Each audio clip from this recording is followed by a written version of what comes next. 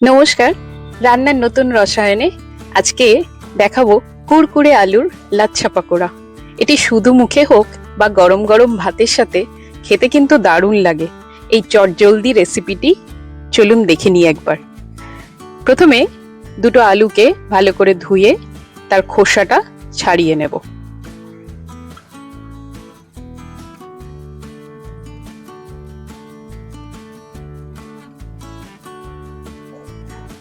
খোসা ছাড়ানো হয়ে গেছে।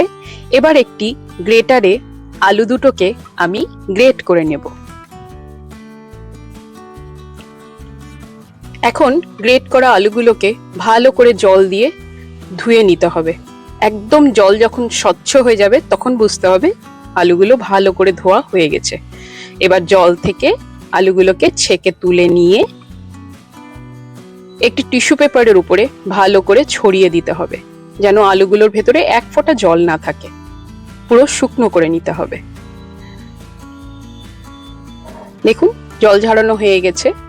এবার এর মধ্যে দেব 2 চামচ মতন বেসন, 2 চামচ চালের গুঁড়ো, হাফ চামচ রসুন কুচি, লঙ্কা কুচি এবং হাফ চামচ আদা কুচি, 1 চামচ কারি পাতা কুচি, স্বাদ মতন নুন, হাফ চা চামচ হলুদ।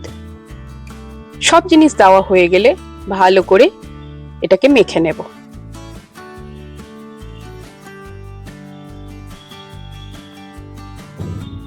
দেখুন মাখা প্রায় হয়ে গেছে। এবার একটি ফ্রাইং প্যানে ভাজা হওয়ার মতন পরিমাণ মতন তেল নেব। তেল গরম হলে তার মধ্যে এক এক করে আমরা বড়ার শেপে আলুগুলোকে দিয়ে নেব। খুব বেশি হাই ফ্লেমে আমরা ভাজবো না, তাহলে পুড়ে যাবে। মাঝারি ফ্লেমেই আমরা ভাজবো। এই রেসিপিটি এত চটজলদি হয়, বাড়িতে যদি কেউ আসে তাকে বসিয়েও চট করে এই জিনিসটি হয়ে যাবে করা। মুচমুচে খাস্তা এই আলুর রেসিপিটি খেতে কিন্তু খুব মজাদার হয়। একদিকটা ভাজা হয়ে গেছে, এবার আরেক দিকটা উল্টে দিব। দেখুন কথা বলতে বলতেই আমাদের মুচমুচে আলুর লাচ্ছা পাকোড়া একদম রেডি। এবার তেল থেকে ছেঁকে তুলে নেব।